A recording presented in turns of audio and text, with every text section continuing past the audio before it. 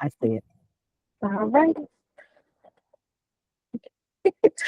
Okay, so again, welcome everyone. My name is Monique Dawkins. I am the Quality Assurance Specialist for Maryland Excel, specifically for Howard and Carroll County.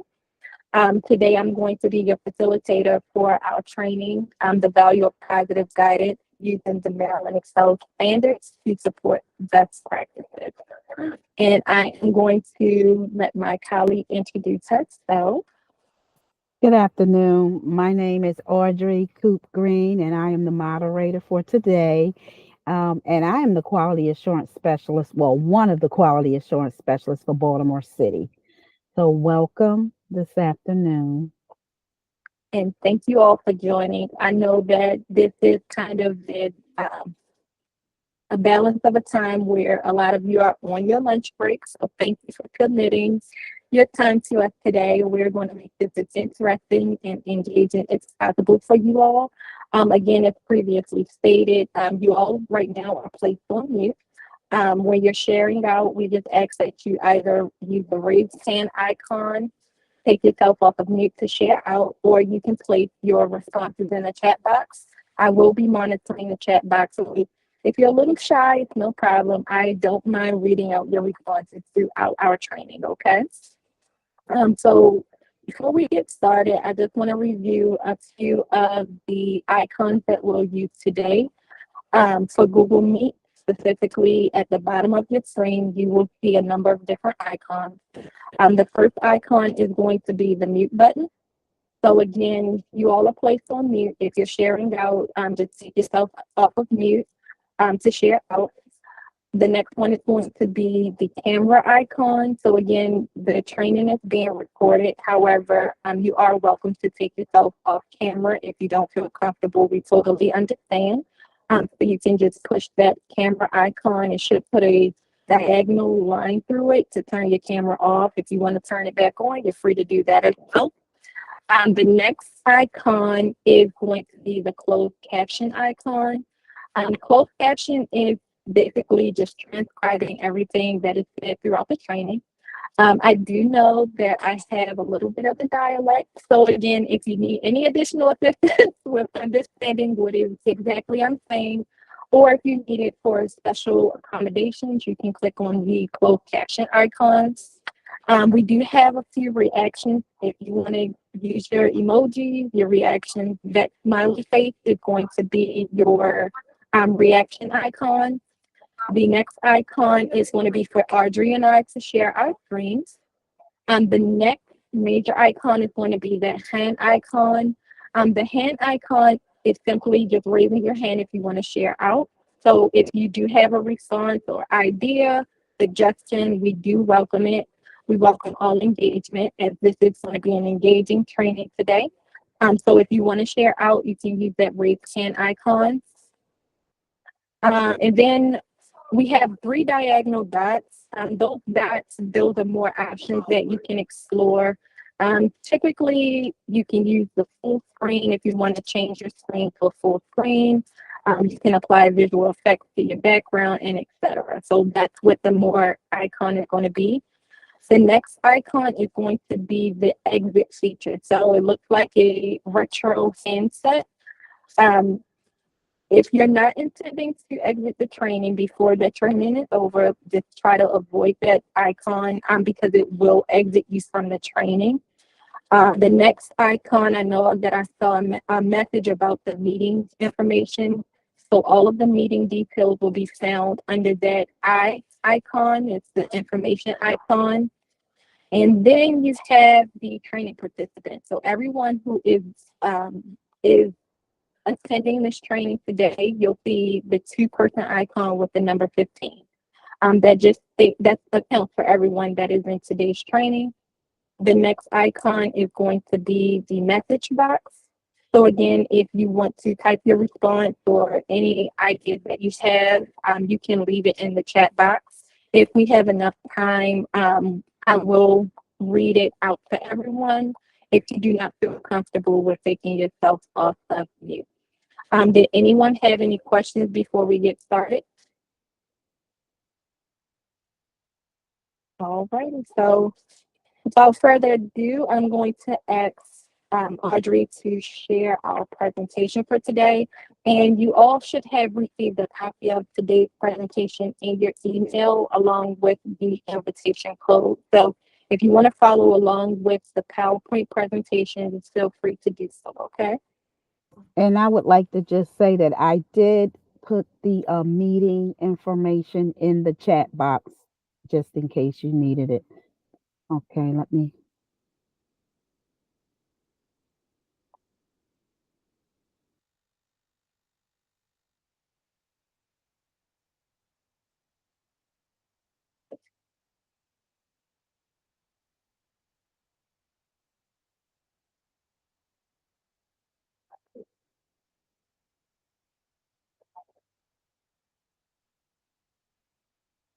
We'll start in 1 moment.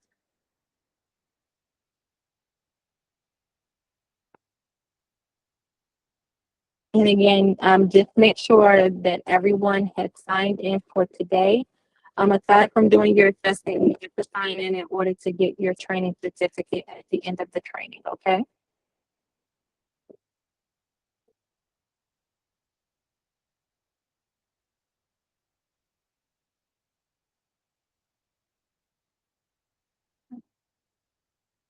All right, thank you, Audrey. Okay, so again, our training for today is going to be the value of positive guidance using the Maryland Excel standards to support best practice. Again, my name is Monique Dawkins. I will be your training facilitator for today. And this is on behalf of the DEC/Quality Improvement Initiative branch with MSDE. Next slide, please. Now we will review the presentation outline. We've done our introduction. You can also feel free to introduce yourself to your colleagues within the chat box. Next, we will go over the elements of positive guidance. Following the elements of positive guidance, we will review some of your current practices regarding positive guidance within your own programs in your classrooms or learning settings. Then we will develop a positive guidance policy followed by our closing for our training today. And again, just feel free, if you have any questions, comments, or concerns, you can leave them in the chat box and we will read them out accordingly, okay?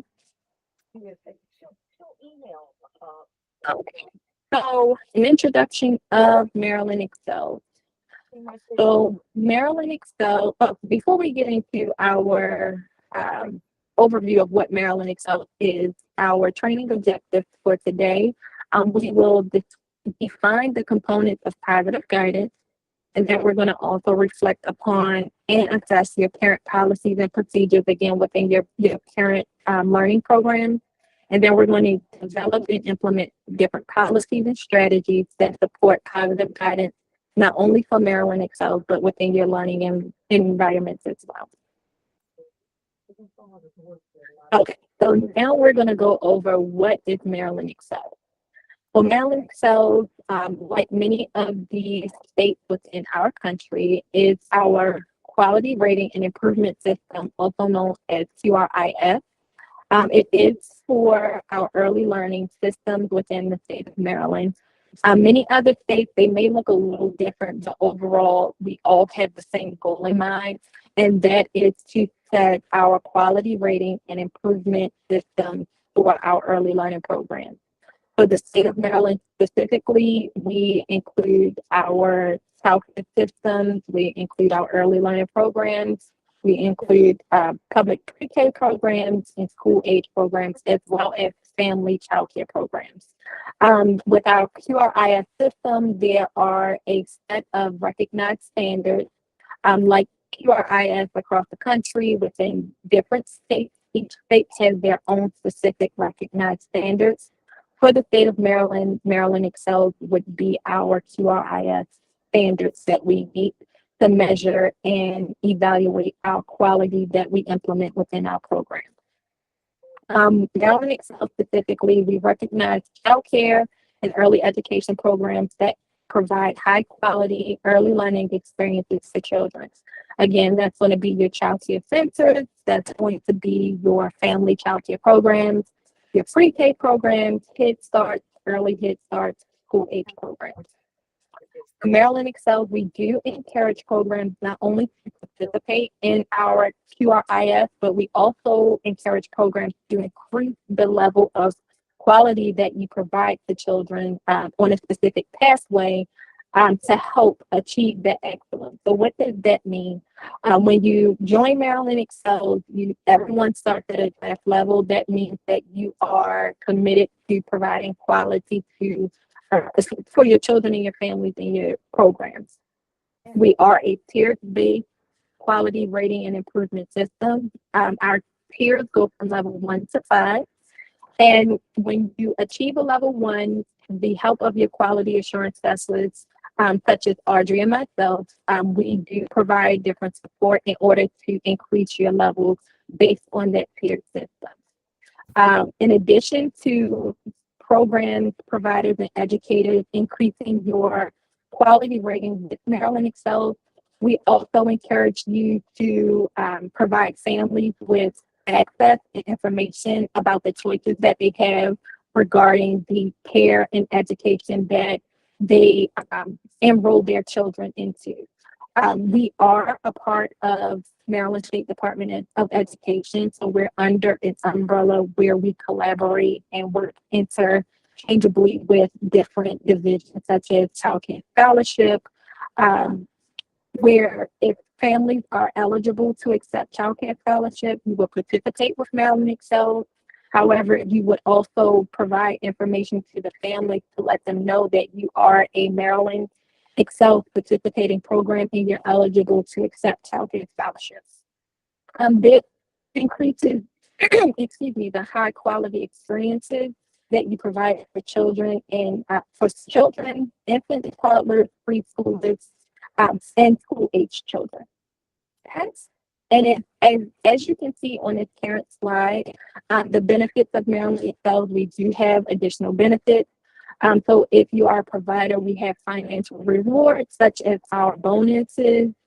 You have your tiered reimbursement, meaning that once you receive a higher level of level 3, 4, or 5, you would get what's considered a tiered reimbursement if you are accepting Child Care Scholarship reimbursement.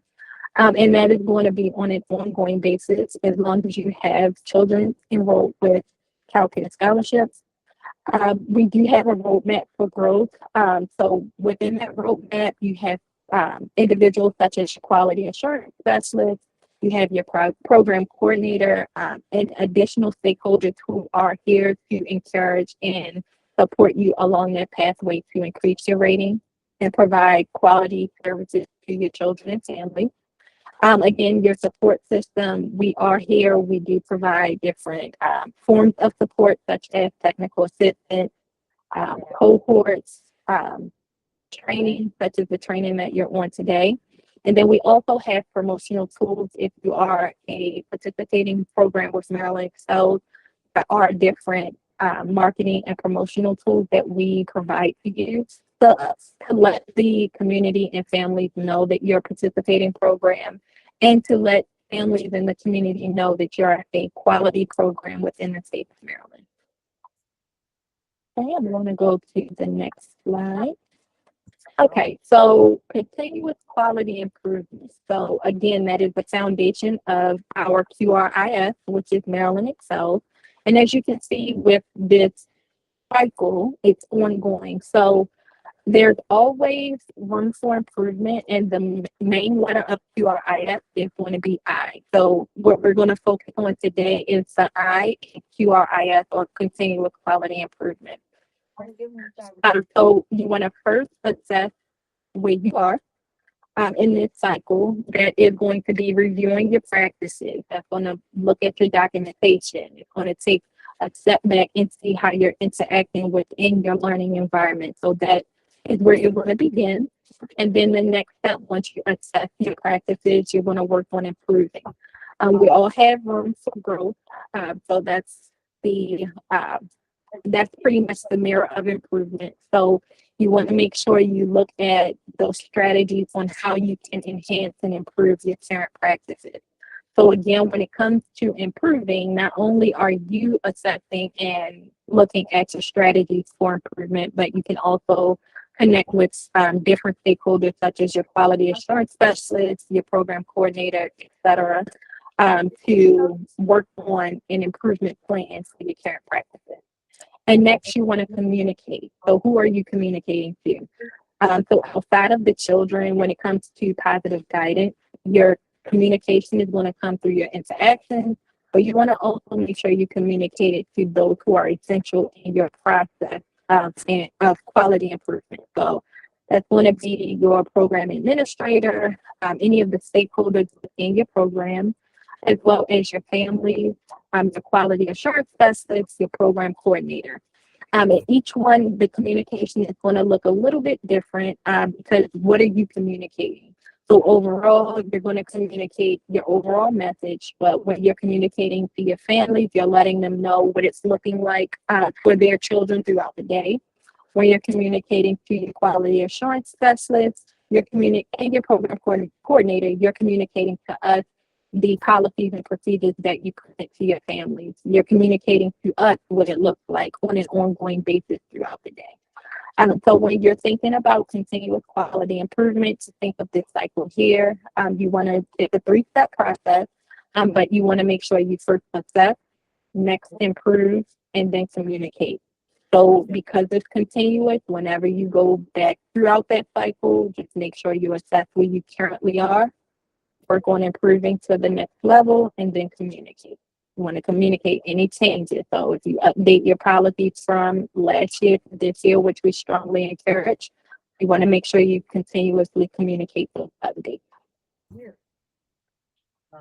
Okay, our next slide. So next we're going to get into the meat and potatoes of positive guidance, as I like to call it. So now we're going to look at the different elements of positive guidance and how we design and demonstrate positive guidance techniques within our early learning program. Yeah, that's in our other. Okay, so this is something for everyone to think about, and this is where you can either raise your hand to contribute your input, or you can leave it in the chat box, and Audrey will read those out so that we can reflect on this quote. Okay, so the great Maya Angelou once said that she learned that people will forget what you said, and sometimes they will forget what you did, but they will never forget how you made them feel. So for this reflection question, I want you all to think about a time, both positive and not so positive, that someone left a lasting impact on you. And while you're all thinking about that and maybe typing it in the chat box, I will share an experience for both. So when I was younger, long time ago, in elementary school, I would say about second or third grade, where, I really didn't have a care in the world, and I was not shy in sharing my experiences and what I was learning and using my voice within my classroom. I remember my teacher would always encourage me to share my thoughts and to always just share my input within the class. And that encouraged me and made me feel comfortable to continuously share with the teacher and with my classmates.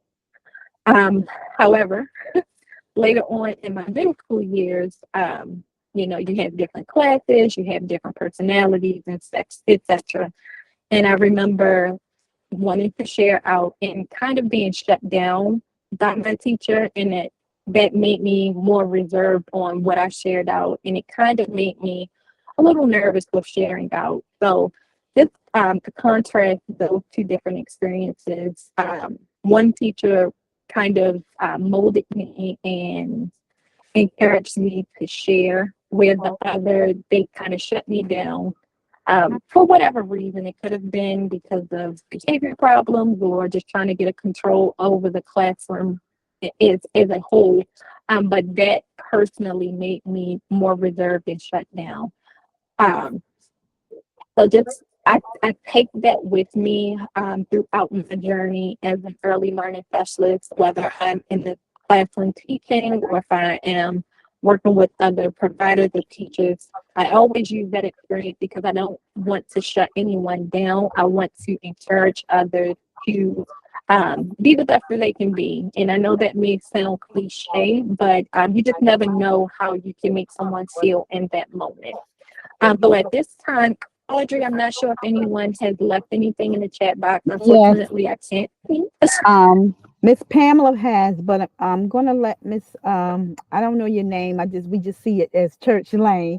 She has her hand Okay. raised, so let her speak Okay. first. Awesome.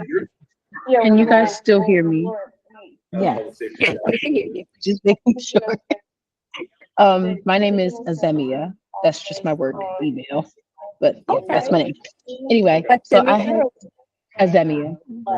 Yeah. Okay. Thank you, Azumi. So I had something similar happen to me, Miss Monique, in high school, where I was really getting into writing and like wanting to write and to write things. And I had a teacher who didn't really care for me that much, but that's not the point. She would say to me, "Oh, the stuff that you write isn't any good, and it's too emotional. You shouldn't write things like that." And I was just like, "Okay." Like, okay. And so that kind of, you know, I had like one hand of people telling me that what you write is good, that you should write, that you should express. But then I had a one teacher who I kind of looked up to in a sense, kind of tell me that you shouldn't, you know. So I was just saying that I kind of relate to that. Okay. Pamela, I had a child in daycare that always knew when something was wrong. This child would sense if I was having an off day and would say, Miss Pam, just look into the sky and see the pretty clouds and smile. I still today, after 25 to 30 years, remember that child and look Oh, into the clouds. Oh, that's really oh, nice. And then yes. Miss Tracy also shared, and she said, oh,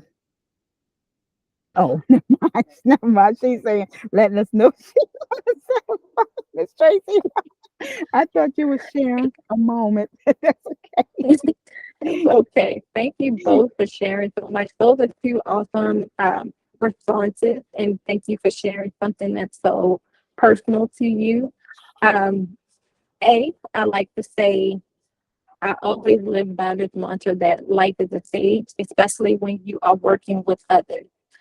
So unfortunately, whenever you're going through something, you may have hit rush hour or you may have not had a good night's sleep or whatever the case may be. Whenever you walk through that door, whether you are walking on the floor to work in a department store or if you're walking into your classroom, treat it as if it's a stage and, just try to leave it at the door. You can pick it back up when you leave out, of course, but the people that you come across, especially children, just thinking about our experiences with teachers in particular, when you have someone that you're looking up to and they kind of shut you down with something that you're passionate about, that can have a lasting impact on you.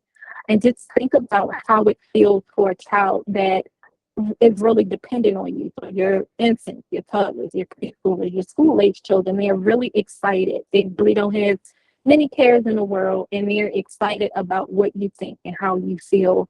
And if you just shut them down, they can remember that 20 years from now. We may have retired, may have gone to something else, but that will last with that individual for years to come. So just thinking about your writing and a person telling you that you're too passionate, while you were talking, I just kept looking at this image of Maya Angelou because she was the epitome of writing her feelings. So I just hope that you have continued to write your feelings and your emotions and turned it into a masterpiece of artwork because it does matter.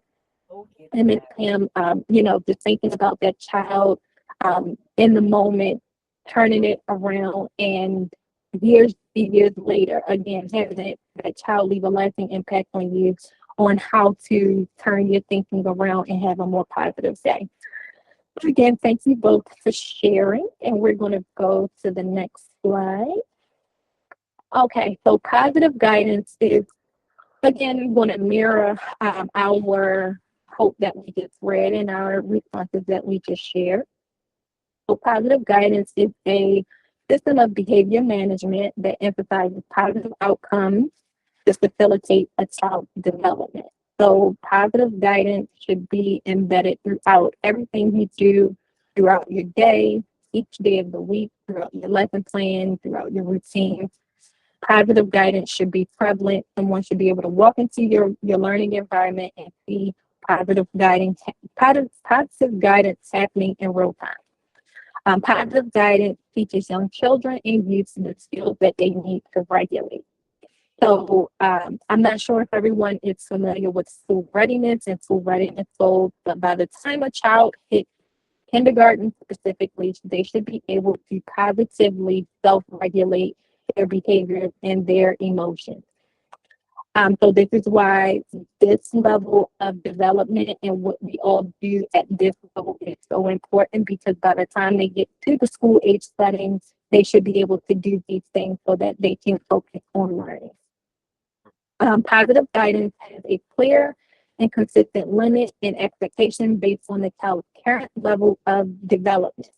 So again, it's important to review and know your school readiness goals and your developmental milestones, because you want to make sure that the positive guidance and the techniques that you're using are developmentally appropriate for the child based off of not only their developmental abilities, but their age itself. Okay. We're going to go to the next slide. And again, if you all have any questions, please feel free to leave it in the chat box and Audrey will read it out. So our Maryland Excel standards. So Maryland Excel, again, we have a set of standards based off of a set of different indicators and requirements. Again, they are aligned to national standards. But for Maryland Excel positive guidance within our standards is going to be under developmentally appropriate learning and practice, also known as DAP. That standard is going to be DAP 3, and it is for positive guidance. We are looking at the requirements at a level 5 rating, and it requires that the provider and or staff uses positive behavioral supports and different strategies with children that include the following indicators. That is the ability to provide choices, using redirection, using reflection, using problem solving skills, and having clear rules and expectations that are developed with the input of the children enrolled in your program. For Maryland Excel specifically, in order to receive credit for the standard at a level 5 rating, you want to make sure that you submit the evidence of your positive guidance policy, also known as your behavior policy. Okay, and just a show of hands or reactions in the chat box, how many of you are familiar with DAP 3?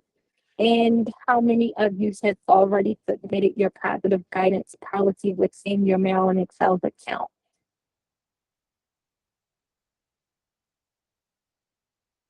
Or did you get any reactions?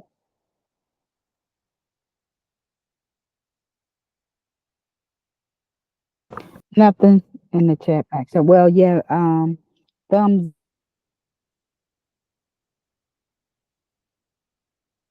Okay. Oh, that's awesome. So the first indicator, oh, sorry, Argent. Teresita has her hand raised. Okay. Take it away. Miss Teresita, you free to speak. Yes. Okay. Sorry. I did submit my positive guidance, but I think, guys, I've been rejected and then it disappeared again. So I just give up and I don't go back again. Well, don't No, give no, up. no. Okay? We No, don't we want to want you hear do those that. words. Give up. No, no, no. So Because it just rejected me. So I said, Right. maybe it's wrong or something. But I no, tried to it's call. okay. I tried to call, So, nobody called me back. It's so, okay. what county are you in? Montgomery. All right, so Awesome. your quality assurance specialist is either going to be Yvonne Bell or Sabrina Cunningham. Or it could And be Patria as well because she has some oh, of she has a Montgomery little as bit of well. Montgomery. Okay, or Patria then Hicks. But what Monique and I can do, I will take your name and then Mhm. I will send an email to all three because I don't know which one would have you, and just let them know that you need some assistance with your positive Yes. guidance. And what they will actually do, and you could do it too, and so you'll know when they contact you what your PC has said. Just go in and read the comment to see why she didn't accept it, and then they can help you to meet the standard and make sure that your document includes what's missing. But Oh, I'll definitely send an email out. I thought I'm on level 3 already, but I guess not. And it's Because okay. you fill up everything. Like I said, okay, I just need this, I just need that. And but suddenly after a couple of weeks, it just like disappear again. It becomes like purple again or something like that. It went purple because I Agreed. was going to Mhm. ask you, did it go purple or did it go green? So you're saying it went purple again. So Uh-huh. I'll just let them know you need some assistance with that. Yes, yes, absolutely. So I Okay. need to go back again. Okay, awesome. And refrain from saying you give up because Maryland excels again. Going back to our previous slide, you have ample support to support you throughout this process. As we stated, you do have quality assurance specialists for Montgomery County that are more than willing and able to help you. But the good thing about today's training, we're going to go over what positive guidance, what it requires for you to submit. We're going to go over some sample policies. So we're going to give you some hands-on experience as well, but we're also going to share your information with those quality assurance specialists to support you as well. Okay? Okay, so I can enter it again. Yeah. I'm gonna You try it. can answer it again. All righty. Thank So you. the first index, you're so welcome. Thank you for sharing that. Thank you. So our first indicator for positive guidance is going to be choices. So what choices do you allow or encourage throughout the day? So choices, they involve a child-centered environment in which children are allowed to choose amongst a variety of activities and behaviors. When you're providing choices, you want to provide numerous opportunities to make acceptable choices throughout the day for children. You want to also give children guidance when they have difficulty choosing. So again, when you think about choices, make sure they are child-centered, make sure that they are developmentally appropriate for children. Um, I always like to use the analogy. I'm an analogy girl, so you'll always hear me say that. But I like to think of when you go to a restaurant, for me particularly, if the menu was too overwhelming, I could have been to this restaurant a million times. But if it's so many choices on the menu, it's hard for me to choose. So just keep that in mind when you're providing choices to children. You want to make sure that you streamline it so that it's not overwhelming for children and that they don't have difficulty with making a choice because you don't want them to shut down. You don't want them to become flustered. You don't want them to become irritated because they have too much to choose from. Again, you want to make sure that you have an ample amount of opportunity for children to make acceptable choices. So, what this may look like, you may offer the choice to go to the art center or go to the block area. You may give the choices while the children are outside. You may give the children the choice to play on a growth motor equipment or play um, with the balls or the gross motor toys versus the equipment. You may break the children down to a small group activity or give them the opportunity to choose which activity or routine they want to choose from. So choices will look different throughout the day. You just want to make sure that it's developmentally appropriate and it's an ample amount of choices for the children to choose from. So our next indicator is going to be redirections. Redirection is going to be a proactive teaching strategy that you will use as the provider or educator that will eliminate a situation before it escalates or it occurs. Redirection can come in different forms, such as verbal redirection, physical redirection, nonverbal cues. So you may have picture cards, you may have icons or imagery throughout your classroom in which the child will be able to associate that form of redirection, or you may use attention as a method of redirection. So again, those are just some indicators of redirection and some examples of redirection that you can use throughout the day.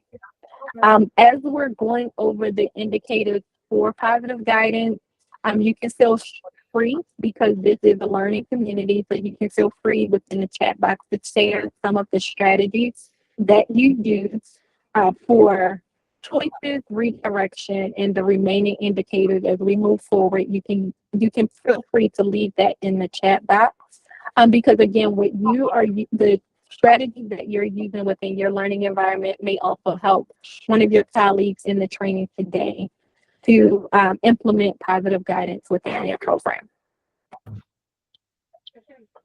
All right, so our next indicator is going to be clear rules and expectations. Clear rules and expectations is going to be the rules that govern your early learning program. It should be a short list of common rules to guide the children's behavior throughout the day. Your rules should consist of being stated in a positive manner. It should be aligned with the children's ages and abilities. So again, you want to make sure that it is developmentally appropriate for the children within your learning environment. You want to make sure you enforce your rules and expectations with consistency. So you want to make sure you don't just implement it for specific children and not others. And you want to make sure that you implement it consistently. So that's every day throughout the day. You don't want to do something on Monday and then Wednesday you don't do it and then Friday you do it, because that will confuse the children and it will lead to disruption in your learning environment.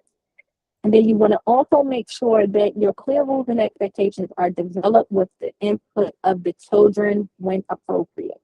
So when is it appropriate to develop classroom rules and expectations for the children? As you can see here, the children are in a group setting. It looks like this may be their morning meeting or circle time, and you have children who have their hands raised. So the educator in this image may ask the children, what are some rules that help to keep us safe throughout the day?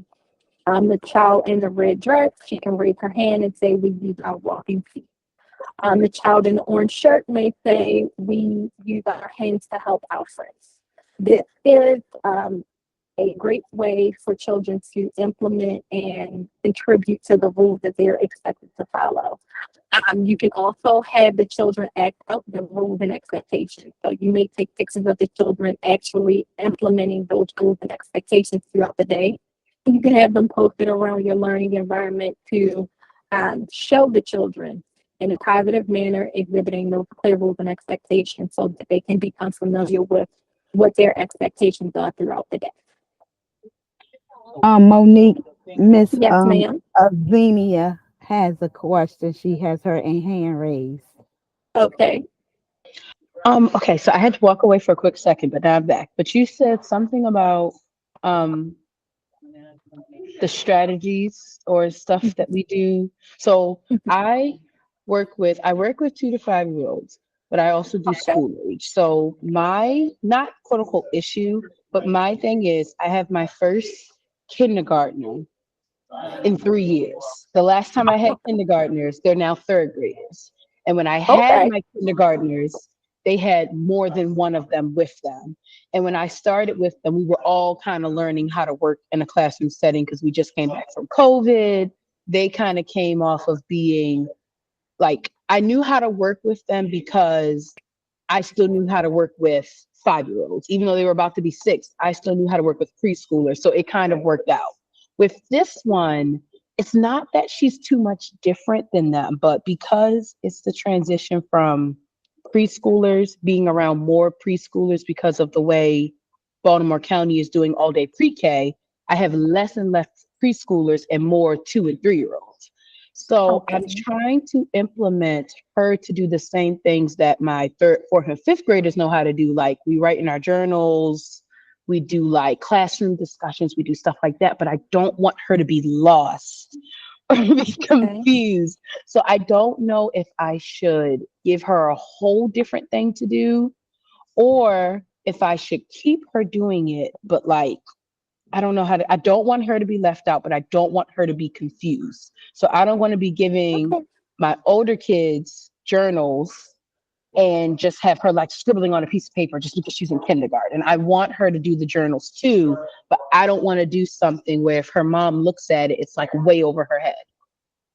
Right. So just, just to make sure that we're on the same page, when you are, so what you're considering, should consider is what's called an individualization.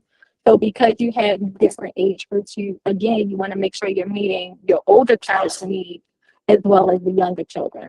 But what it sounds like to me, and you can correct me if I'm wrong, this is more of your learning activities, your routines, and your daily activities throughout the day. Am I correct?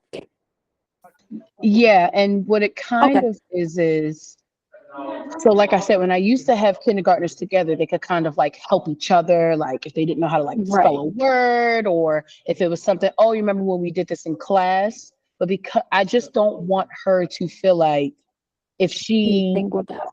yeah, or if she's singled out, or Okay. if I know that sometimes like she still like writes her letters backwards. I don't want her to look at the other kids and like, well, they're not writing their letters backwards. Maybe I should be writing like them or something like that. Right. Yeah. So, just thinking of the specific scenario, when it comes to positive guidance. Um, Remember, the rules are going, you're going to have a foundation of rules, but they may look different because you have a mixed age group. They're going to look different based off of the child's level of development. So when it comes to clear rules and expectations, specifically your rules that govern your program, they may be a little bit different for your older child versus your preschool children. So personally, what I would do is I would give everyone the rules, but you may have the older child to help model and guide what you want those clear rules and expectations to look like throughout the day. When it comes to learning in that realm, you want to make sure that you're doing your observations and assessments. As you stated, you listed some indicators that the child is exhibiting right now. So you want to make sure you do your assessments, your observations to know exactly where that child is on their developmental spectrum. And then you want to make sure you develop your lesson plan so that if the child is writing her name backwards, that's something that you may want to individualize or work one-on-one with the child so that you can give them some writing practice or maybe help them to use their writing utensils in a proper way. So that they're going to mirror each other, but when it comes to the learning aspect, you want to make sure you individualize and work specifically with that child based on where they are and to look at their developmental benchmark to see where you want them to scaffold or grow to. But for clear rules and expectations and positive guidance, you want to make sure that you're having a basis or a foundation for your clear rules and expectations, and maybe helping that child to help her younger peers. Because when you have a mixed age group, that older child tends to turn into like your helper or the one who can model to the younger children. So just keep that in mind when you're thinking about developing clear rules and expectations and providing choices and things of that nature to support positive guidance. Thank Monique, you. Uh-huh. Yeah. Miss Cecilia, she wrote in the chat that I work with 2-year-olds. I use big pictures to show what is happening throughout the day and verbally explain and use a lot of songs. Yes. Awesome. And And that's then age again, appropriate for what she's doing with the 2-year-olds. Yeah, so 2-year-old, you can have those images around the classroom, but you want to make sure you're also verbally stating what the rules are. You want to make sure you're practicing those rules and expectations as well. Because some of the children may look at those pictures and think it's just decoration. But again, you want to make sure you are enforcing it and you are developmentally appropriate for the children and you're stating what's going on in the picture. You may show them the picture throughout the day or periodically so that they can become familiar, so that when they're going to the next stage of development, it will resonate with the child that this is how we move from one activity to the next. This is how we help our friends. This is how we clean up. So just making sure that along with those images that you're also explaining to the children what's taking place so that they can become familiar with it. Yes. Okay, anyone else? These are awesome responses. Thank you, everyone. No one else, Audrey? No, nothing else in the chat box. Okay, so we're going to go to our next indicator, which is using reflection. When you're using reflection, you want to make sure that you are thinking about a particular situation. When it comes to positive guidance, you as the provider, you want to use reflection. So you may reflect at the end of the day. You may reflect on the end of the week. It's a time to look at the bigger picture and break it down into different aspects. The same is going to work with children when implementing positive guidance. When you are implementing positive guidance, you want the children to have opportunity to reflect on their behavior and on different situations and how their behavior was in that moment. So when it comes to implementing reflection for children to support their positive guidance, you want the children to think about what happened. You want them to think about their reaction.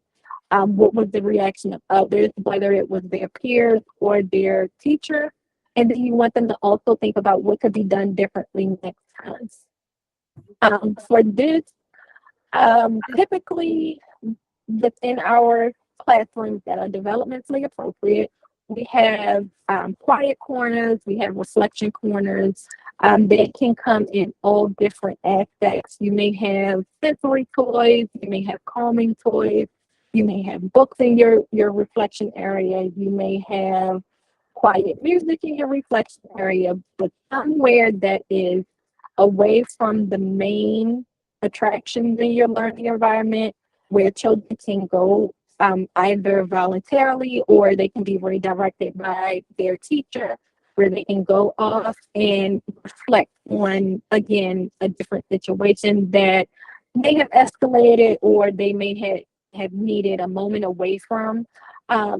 Again, you want to make sure that they have the time to think about what happened, their reaction, and the reaction of their friends or their teacher, and what can be done differently next time. When we think about positive guidance and developmentally appropriateness of that, again, you may have a 2-year-old, you may have a 5-year-old.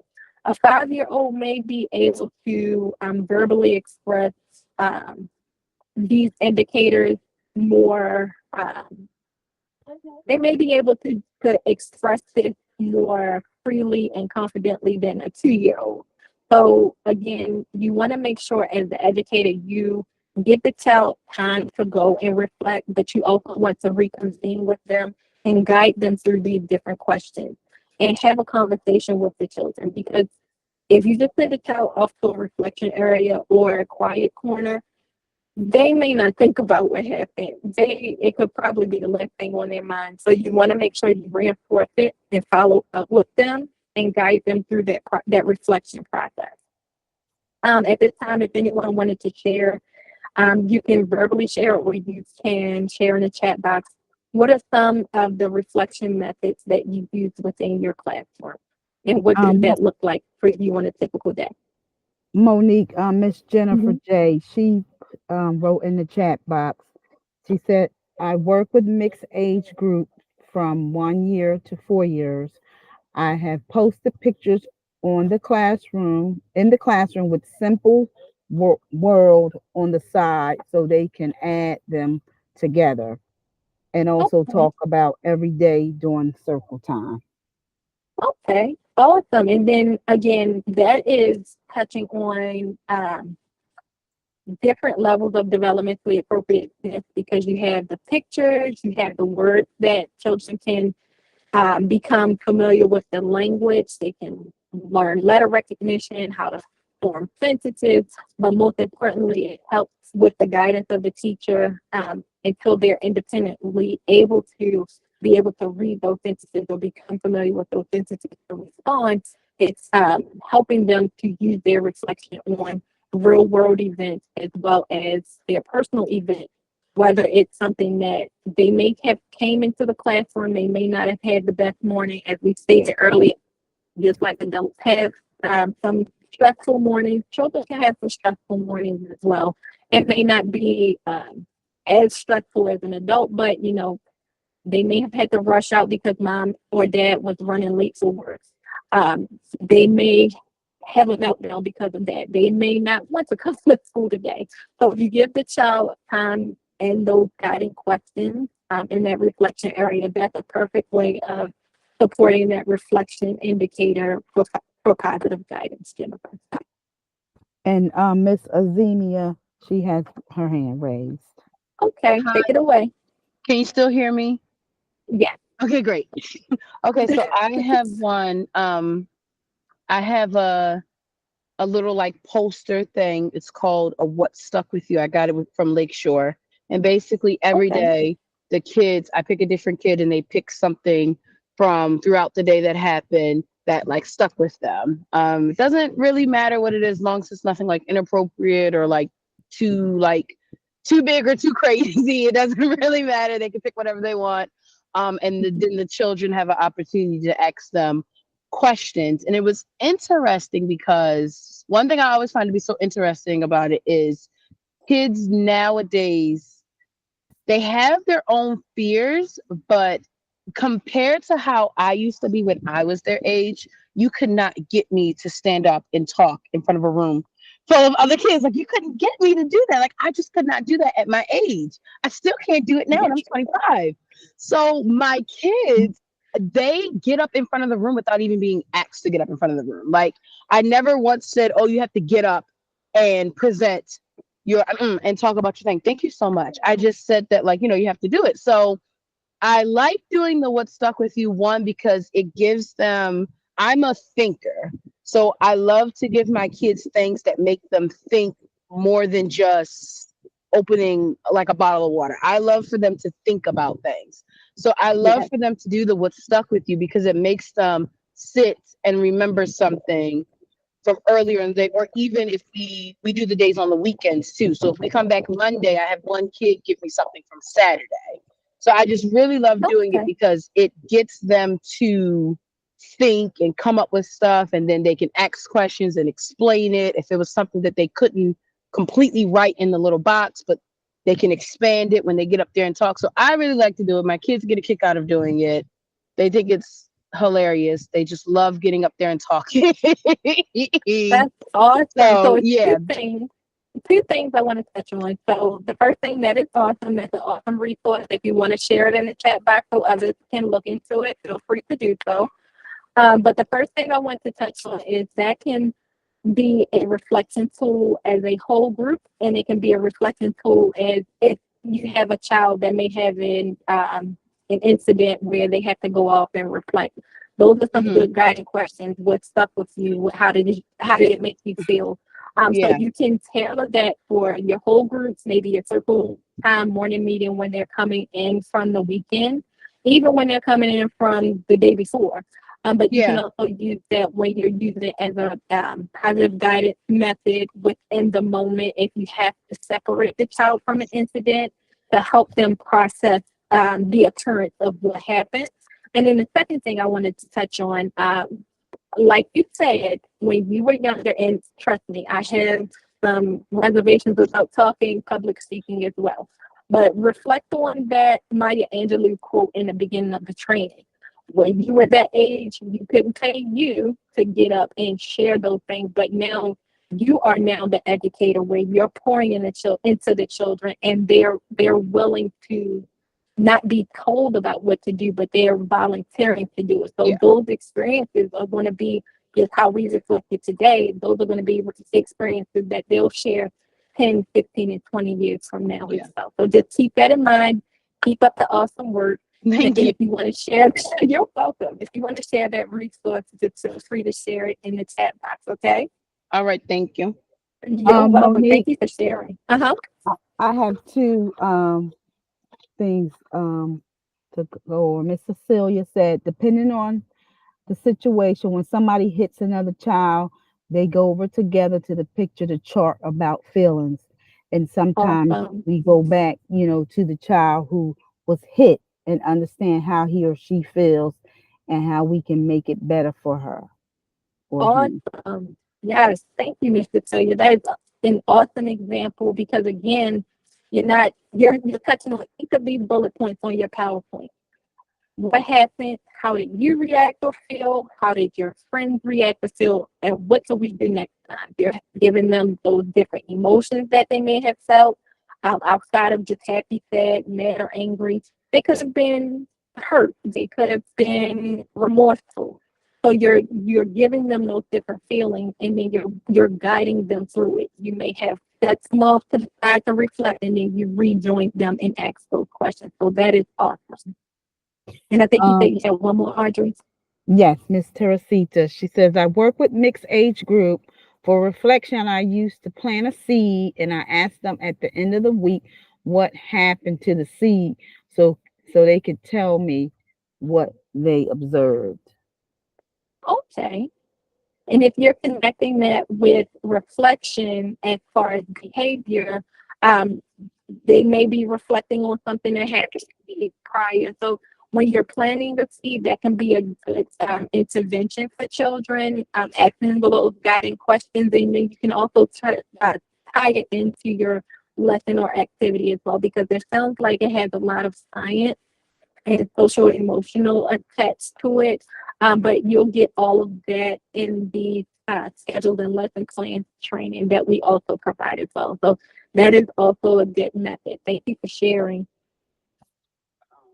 Okay. Any more, Audrey? No, Miss as a, as I forgot how to say the name now. I've been saying it. Azemia, it's okay. Azenia, she just put the resource in the chat box in case anyone wants Awesome. to know. Awesome. So you all be sure to check out that resource because it sounds like it's a good method to use when you are using reflection with your children. So we're going to go to the next slide, which is going to be problem solving. So problem solving, it's a skill that is used within the learning environment to help children to self-regulate their behavior.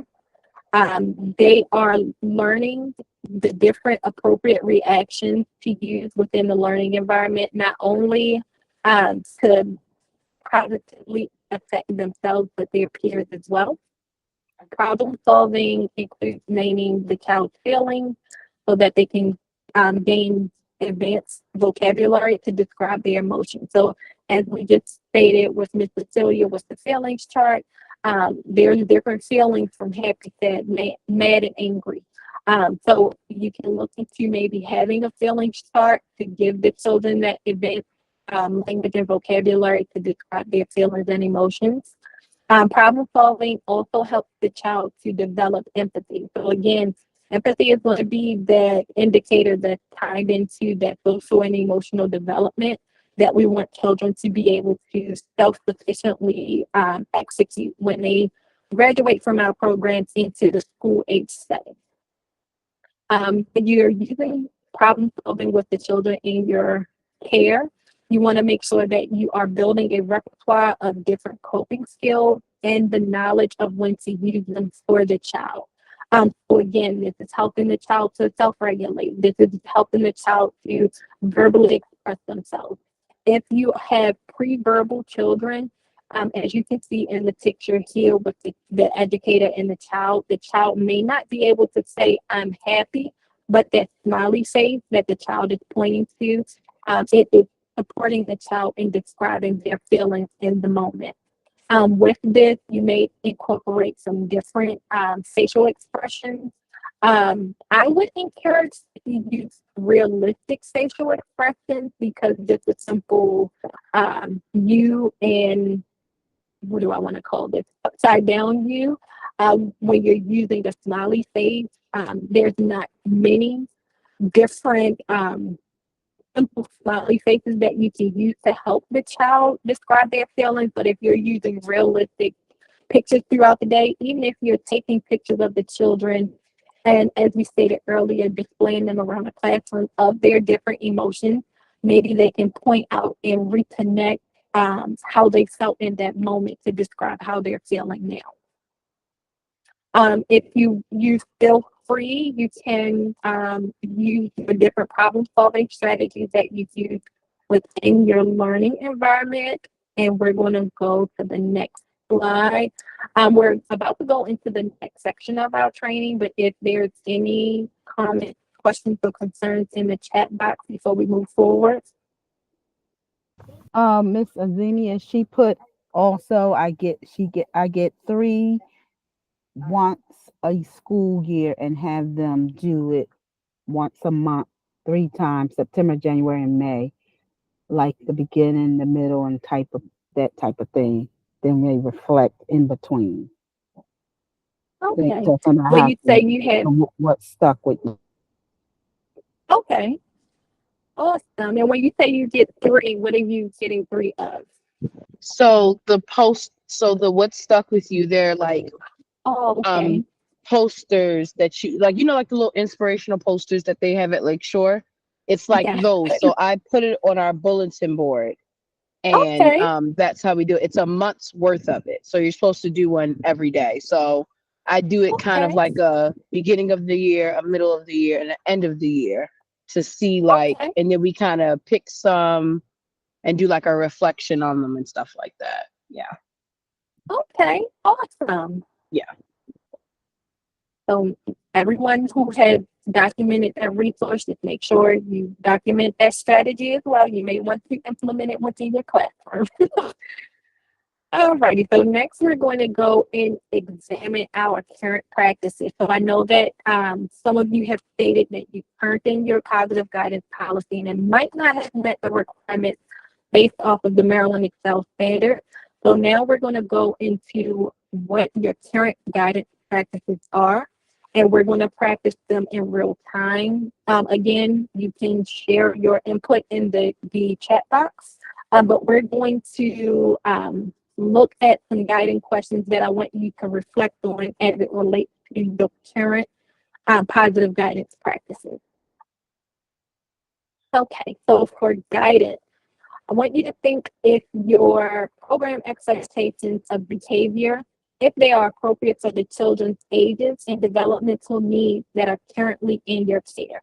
So for program administrators, think of your entire program. You want to think of each age group.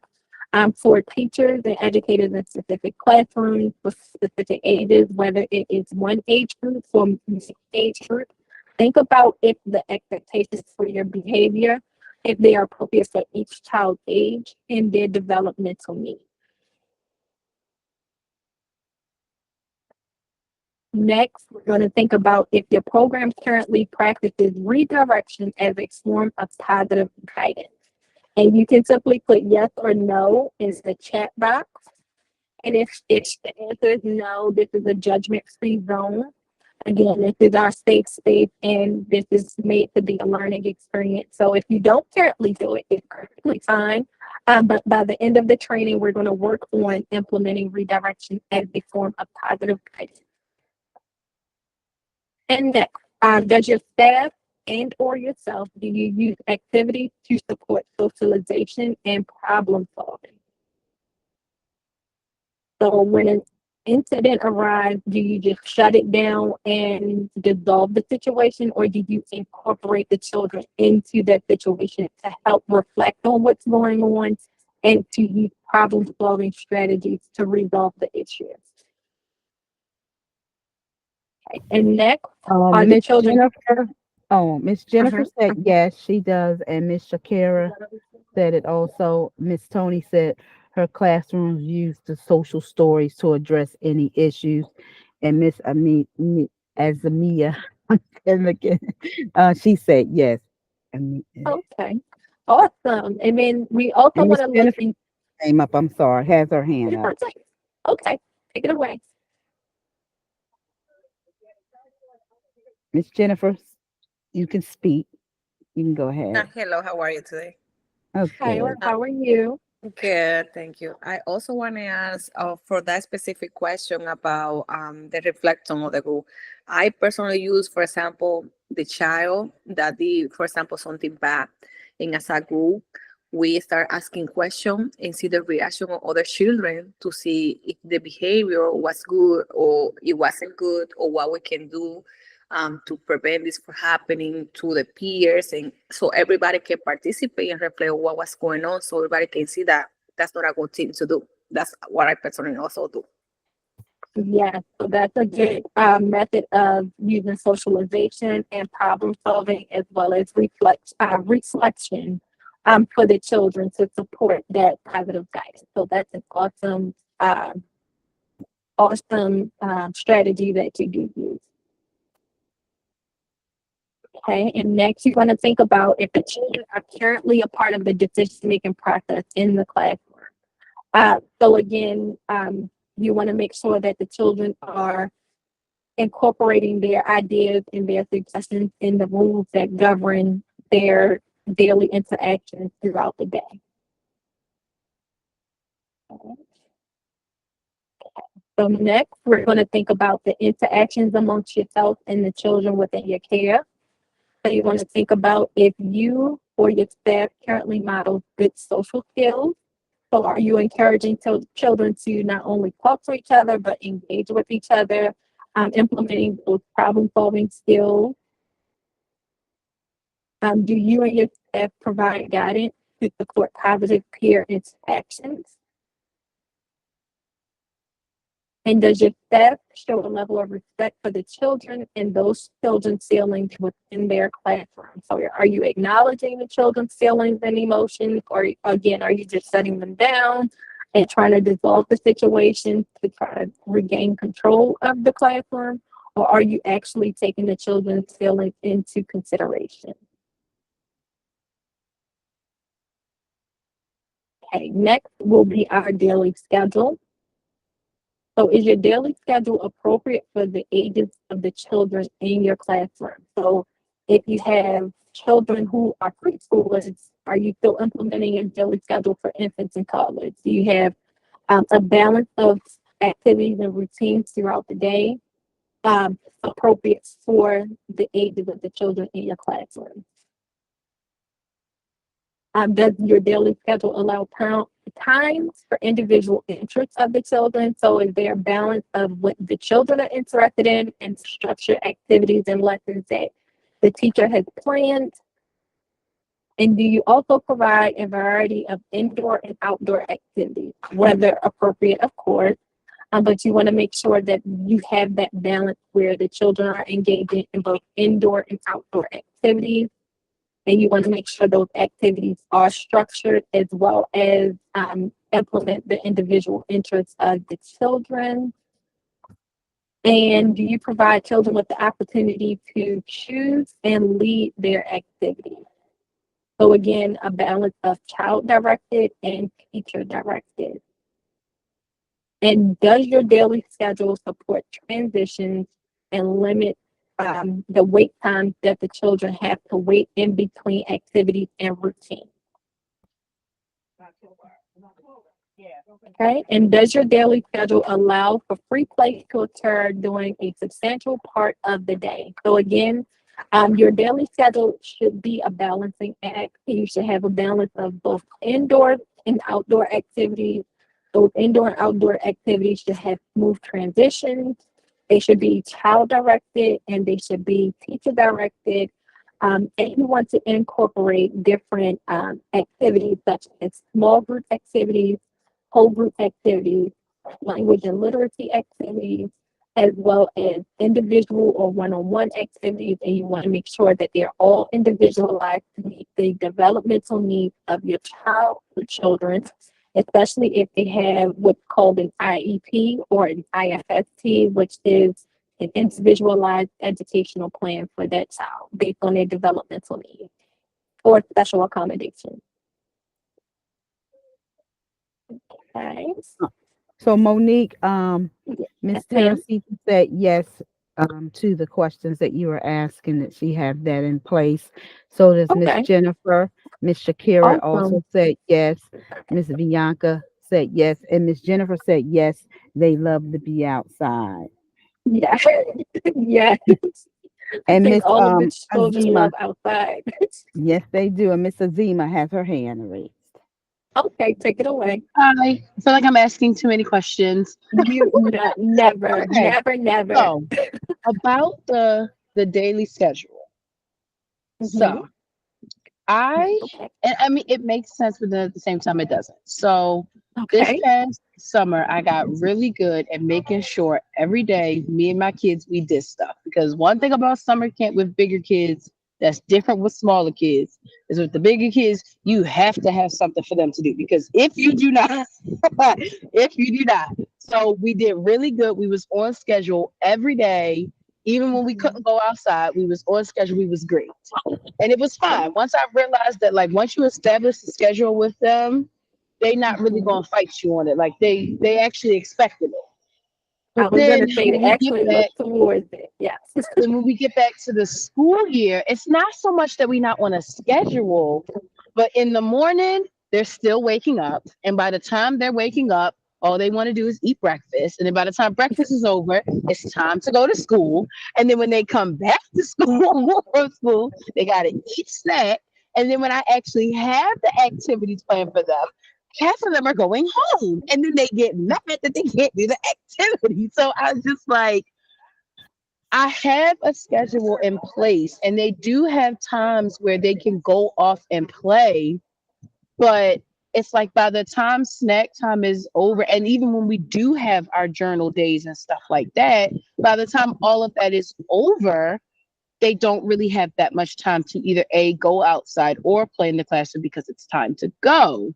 So Mhm. I'm trying to I want to keep the schedule going, but I don't know, since we're back into the school year, should it be more days of they just have free play and going outside, or should I keep on the periods where, because the periods where we sit and do things together, we even have, like, we have open discussions, we do arts and crafts, we do the journals, we do things like that. So should I Mhm. limit how many times a week they do things like that to make it so everybody gets to do something, even if it's just doing free play, or should I keep the, you know,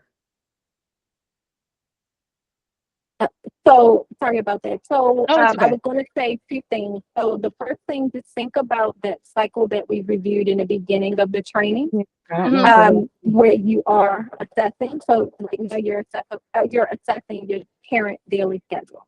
The Mhm. next one is improvement. So you know that it's something that may need to be adjusted with your daily schedule. So that improvement, you're going to look at the different opportunities that you present to the children. So Yeah. I would say your daily schedule has room for flexibility. Nothing is going to look the same every day. Yeah. But when you're offering a snack, because they have that limited time frame to do everything, maybe you want to allow them to eat their snacks. And it sounds like you do that. You allow them to have their snack and then wander off and engage in a structured activity or free play activity. That may be how your daily schedule is going to look until the summer schedule implements again for your school age children, just because Mhm. they're already in school all day. And Yeah. again, just keep in mind, because they are in school all day with a structured schedule already, you want to make Right. sure that that daily schedule for your school age children, specifically before and after flexible. care, it has a little bit more Flexible. flexibility, because they're Yeah. already looking at a structured, rigid daily Yeah. schedule within their school schedule. So Yeah. again, with your snack, you may have the snack, they can come back to their snack because they're time restraint, and then they Mhm. can engage in a free play activity if they choose. You may have a day where they can go outside your activities Yeah. because it's nice outside in the fall. You may take the learning outside. If nothing, Yeah. we encourage that. Okay. You may have a structured activity for them already, but they can choose if they want to do it or not because of that Yeah. flexibility within your schedule. So Yeah. to think about that schedule, that cycle where you're assessing, you're continuously doing this, so you're continuously assessing to see what works and what doesn't, or Yeah. what can be improved, and then whatever you do, whatever changes you make, just make sure you communicate it not only to the children so that they can know what to Mhm. expect, but communicate it to your teachers, your program, and your family as Yeah. well. Yeah. Okay. Because Okay? really quick, because my biggest thing was keeping them, and not to say that like I can't tell them to put their phones away because I can, but like they're older Mhm. kids, that's what they want. So my biggest thing was keeping them off their phones. So I finally got Right. them off their phones, but when it was time to implement those activities, it's like we didn't have any time for that. But Right. yeah. And just think Okay. of your just really quick before we move on. Uh huh. Just think of, I know technology is it's everywhere and it's Yeah. hard to get the children off of it. Yeah. But within your screen time policy, if it is sufficient, turn it into a learning activity. Yeah. I know that certain apps such as Kahoot, and I can't type it in the chat box. I do apologize, but it is Oh yeah. Kahoot. I love KAHOOT. Kahoot. Create an activity for them with that where they use their cell phone to answer the questions that you may pose. Yeah. So there's different ways to work around that, but again, just make sure that it's within the appropriate time frame of your screen time policy, Mm-hmm. so that they're not exposed to too much screen time policy. Yeah. So those are some things that you may want to implement. But again, if that's what you're doing, just make sure you communicate it so the families will know, well, why is my child on the cell phone, the entire time? They can Yeah. know what to expect. Monique, Thank can you you. repeat the Uh-huh. letters again? I'll write it in the chat box for you. You said K-A. Or H is in Harry, Mm-hmm. O, T is in Tom. Kahoot. Mm-hmm. Okay, so I put it in the chat box. I want to read. We have some things in the chat box. Miss Cecilia said yes also to the schedule where she meets all the requirements. She asked each question, she said yes to. Miss Jennifer said I do free time at the end of the day from 4:45 until they've been picked up is usually from 5 to 5:30. Miss Bianca said sometimes she feels that it's hard sometimes um, to meet the schedule. And Miss Teresita said they want to do a lot of activities. It's so demanding. They just being a child. And then Miss Jennifer said she introduced outside during the day in her day routing, and we go outside every day from 11:15 a.m. or so. We do our daily activities for development in all areas. We just switch the activities around inside. Example, math can be today at 9:30, but Tuesday it can be art. Yep, that's And that's the awesome. key, just making sure your schedule's flexible. That's the key with your children. It has to be flexible. Yeah. Thank you for the input and thank you for sharing, Audrey. Okay, so Mhm. next we're going to look at our materials, some questions to think about with your current practices. Are you providing a variety of materials, toys, and equipment that are available for children to use both in a directed and non-directed activity? And are they developmentally appropriate? So meaning, are they not too advanced for children, but not too regressed for children? So again, you're not going to provide infant toys to children in a preschool classroom because it's not supporting their current level of development. Do you have materials selected based on the children's interest? So this is important. So you may have the same basket of toys that you had 2 years ago. You want to make sure, again, use your observations and your assessments, whether they are direct or indirect. What are the children expressing interest in? This is where you are going to rotate your toys out.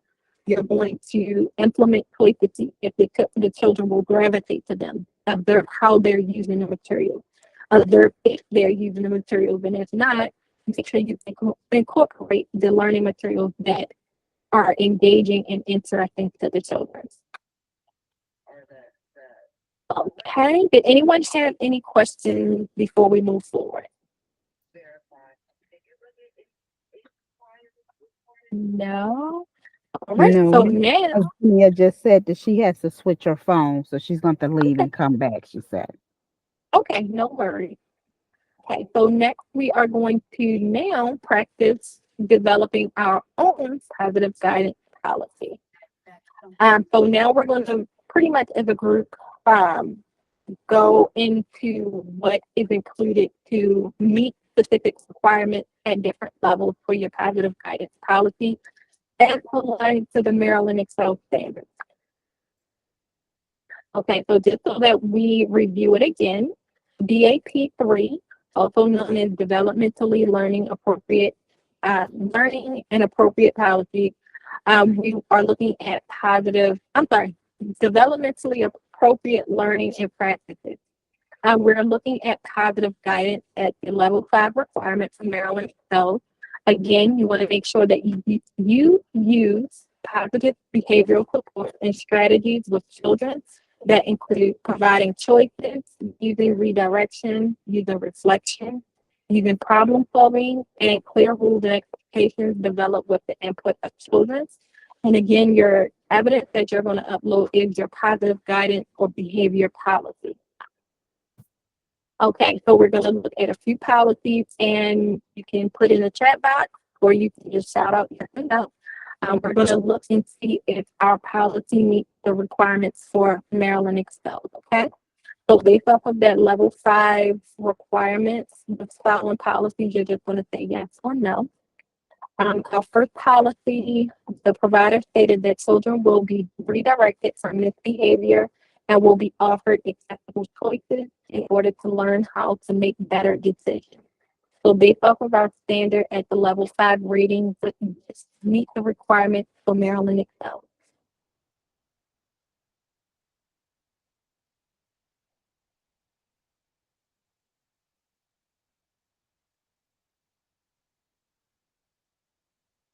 Okay, Audrey, did you get any responses?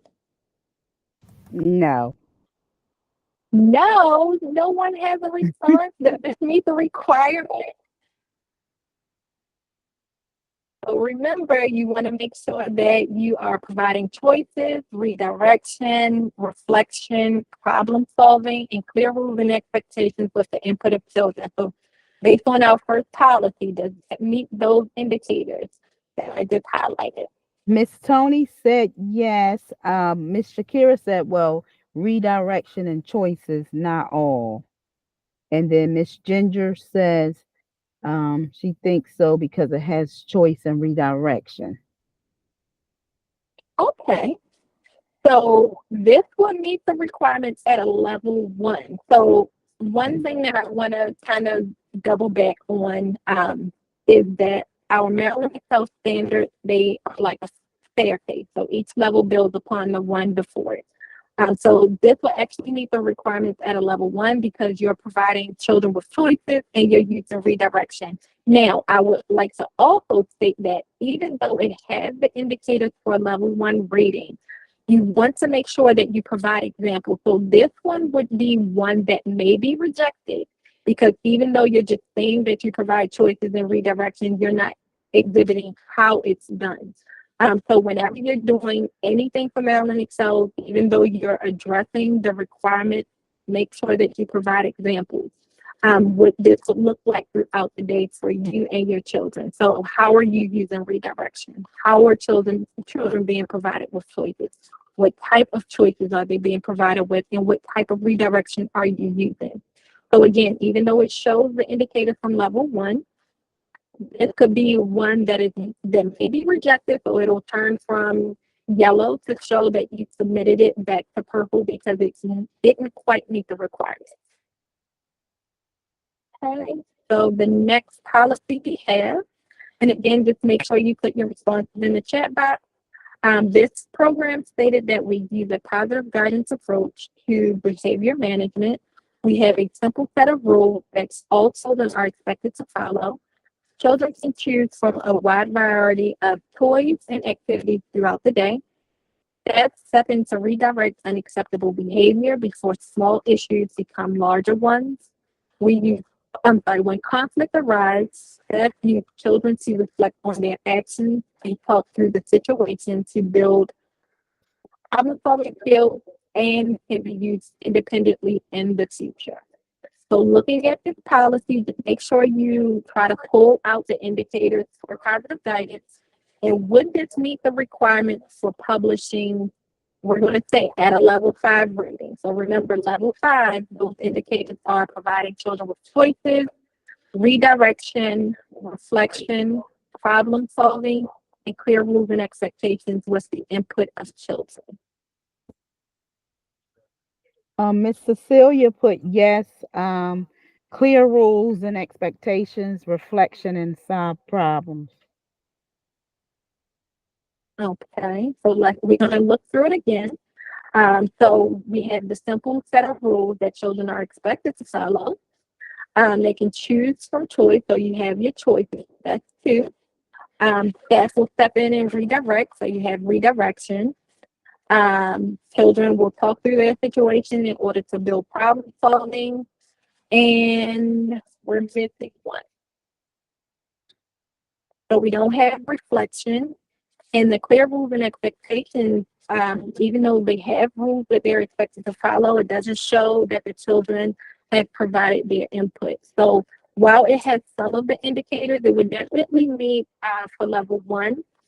Again, it's a possibility it can meet level 3 because it is missing some of those required indicators. But unfortunately, it would not meet at level 5 because you're missing the reflection piece. And the children didn't really contribute to their clear rules and expectations. So while it may meet at a higher level, it wouldn't get through to level 5. However, let's look at our next policy. So our next policy program stated that our main goal in behavior management is to prevent problems before they happen. Staff will model positive behavior and have consistent expectations aligned with the child's age and developmental ability. Simple rules for each classroom are developed with the help of children and reviewed often. Our environment provides children with the opportunity to make numerous choices throughout the day. Children are gently redirected away from inappropriate behavior and are guided through a process of reflection on the possible consequences of their actions. Staff regularly share creative problem-solving strategies during lessons and in teachable moments. Children are encouraged to try to work things out amongst themselves before seeking the help of an adult. So looking at our third policy, do you think that with the 5 indicators, and again, they are providing children with choices, redirection, reflection, problem solving, and clear rules and expectations of the input of children. Do you believe that our third policy will satisfy each of those 5 indicators to get us at a level 5 rating for DAT 3? Miss Cecilia, do you understand what she wants you to do now? She wants you to look at the policy and then see if that policy meets the requirement for a level 5. Because Miss Cecilia wasn't sure of what you wanted her to do. So I just went over that. Just you're looking to see if the policy includes all the ingredients that's needed for a level 5 discipline or positive guidance policy. Um,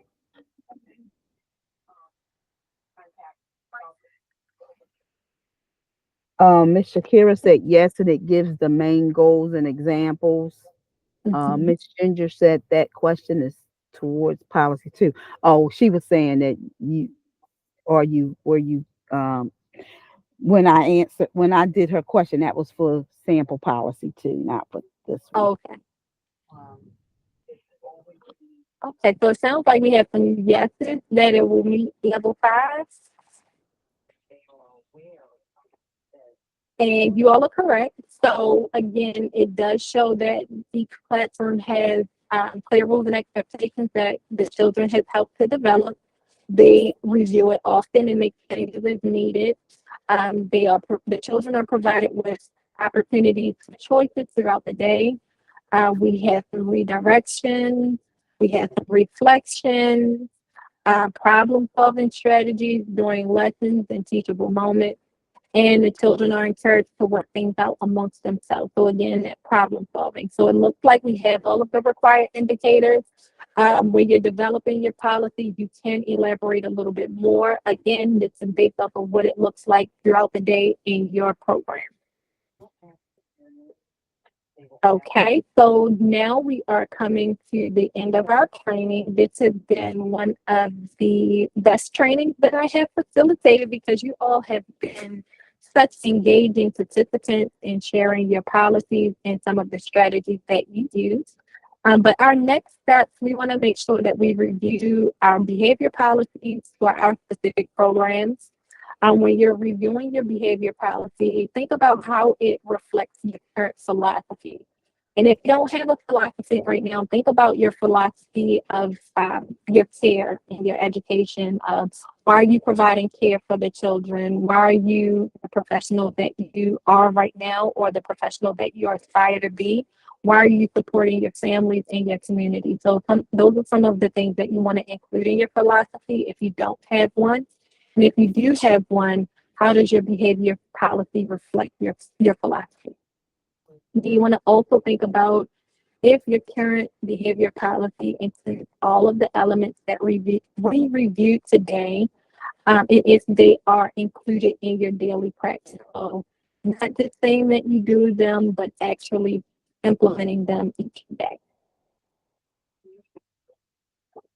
Okay, so again, we are at the end of our training. So again, we've reviewed each of the indicators and the elements of positive guidance and what it could look like throughout the day within your program, and what is required when you are submitting your documentation for DAP3 or your positive guidance policy. Did anyone have any questions, comments, or concerns before we move forward?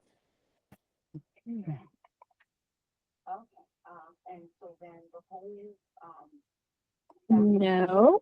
Okay, so we're going to go to the next slide. So again, during this session, we defined the components of positive guidance. We reflected upon and assessed our current policies and procedures. And we also developed and implemented policies and strategies that support positive guidance within your program. Okay, so here is a list of resources. Again, this presentation was forwarded to you in your email with your invitation. But some of the resources that we have, again, Maryland Excels is always going to be a resource and a guide for you. Each one of you, if you are currently participating in Maryland Excels, you do have a quality assurance specialist based off of your region and the county that you are located. If you do not know your current quality assurance specialist, please visit the following website, or you can email us offline after the training and we will be able to get you that contact list to find your quality assurance specialist. But Maryland Excels information is listed above. And then you also have the Maryland Pyramid Model, which is also known as CEFL for social and emotional learning. You have the resources for school-age children, as well as the infant and early childhood mental health support services.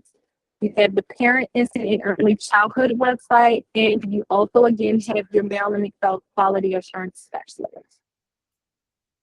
Okay.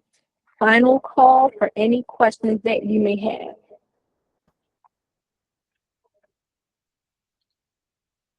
Okay, so if we don't have any questions, again, this is myself and Audrey's contact information.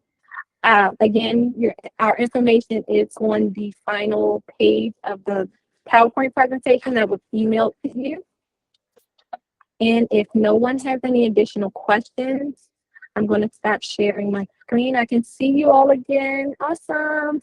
And I've already put the link in the chat box for the assessment as well as the evaluation.